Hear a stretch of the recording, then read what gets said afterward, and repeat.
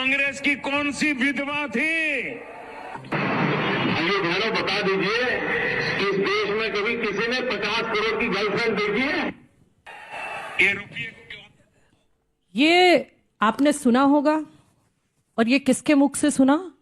ये देश की सबसे ऊंची गद्दी पर बैठे व्यक्ति के मुख से सुना आपने, जो इस देश के प्रधानमंत्री हैं आज, जिन्हें स्थापित कर देना चाहिए एक उदाहरण पूरे देश में कि किसी भी महिला को, चाहे वो प्रधानमंत्री की मां हो, चाहे गरीब मजदूर की मां हो, सबकी इज्जत एक समान है। प्रधानमंत्री की मां है इसलिए इज्जत बहुत बड़ी है, या मजदूर की मां है इसलिए इज्जत नहीं है, ये इस देश में नहीं चलना चाहिए। सबकी इज्जत बराबर है। मेरी मां की, आपकी मां की, पूरे देश में हर किसी की मां की इज्जत बराबर है। बराबर तो उस मां की इज्जत भी है जिसने 8 साल ये जीएसटी झेली, जो भारतीय जनता पार्टी ने लूट की गब्बर सिंह टैक्स के नाम पे बनाई थी।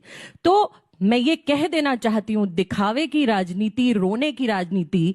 बच्चों मुझे बताओ, अगर देश की सबसे ऊंची गद्दी पर बैठा व्यक्ति रोएगा तो आम आदमी क्या करेगा? जिन बच्चियों के साथ बलात्कार हो रहे हैं, जिनकी बेटियां जलाई जा रही हैं, उन परिवारों का क्या होगा? आपके पास 56 इंच का सीना है, बीएमडब्ल्यू कार है, इतनी बड़ी बड़ी आपके पास सारी प्रोटोकॉल्स हैं, जेलों में डालो।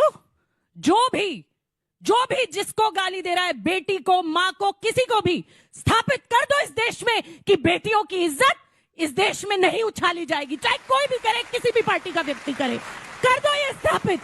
क्यों नहीं कर पा रहे? अरे कब तक रोएंगे? कब तक रोएंगे? जहां जहां चुनाव आता है वहां रोने निकल जाते हैं। समय समाप्त हुआ, समय समाप्त हुआ, समय समाप्त।